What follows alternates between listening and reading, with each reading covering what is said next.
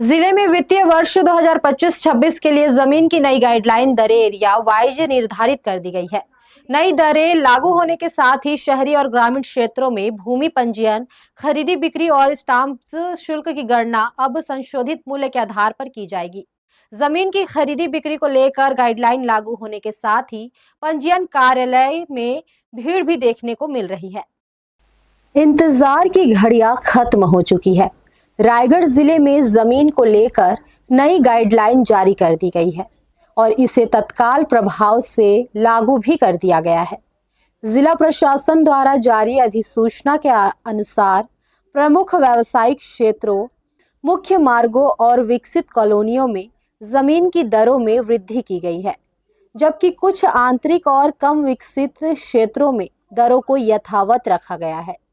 शहर के प्रमुख बाजार क्षेत्र, मुख्य चौक चौराहों और हाईवे से लगे भूखंडों की दरों में सर्वाधिक संशोधन किया गया है। प्रशासन का कहना है कि इन क्षेत्रों में भूमि का व्यावसायिक महत्व बढ़ने और मांग में वृद्धि को देखते हुए दरों का पुनर्मूल्यांकन किया गया है। विकसित आवासीय कॉलोनियों और नई टाउनशिप क्षेत्रों में मध्यम स्तर की बढ़ोतरी की गई है। वहीं पुरानी बस्तियों और घनी आबादी वाले इलाकों में दरों में सीमित परिवर्तन किया गया है।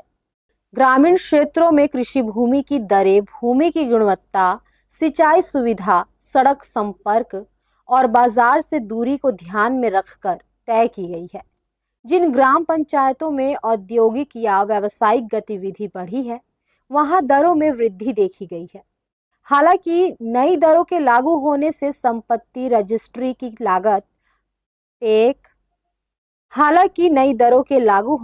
संपत्ति रजिस्ट्री की लागत पर सीधा प्रभाव पड़ेगा।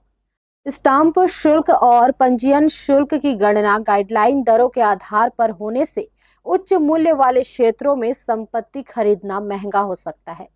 बावजूद इसके नई गाइडलाइन जारी होने के पहले ही दिन पंजीयन कार्यालय में अच्छी खासी भीड़ भी देखने को मिली। प्रशासन का कहना है कि दर निर्धारण प्रक्रिया पारदर्शी तरीके से की गई है। बाजार दर, विकास स्तर, सड़क संपर्क, आधारभूत सुविधाएं और पिछले वर्ष के पंजीयन आंकड़ों को ध्यान में रखते हुए संशोधन किया गया है।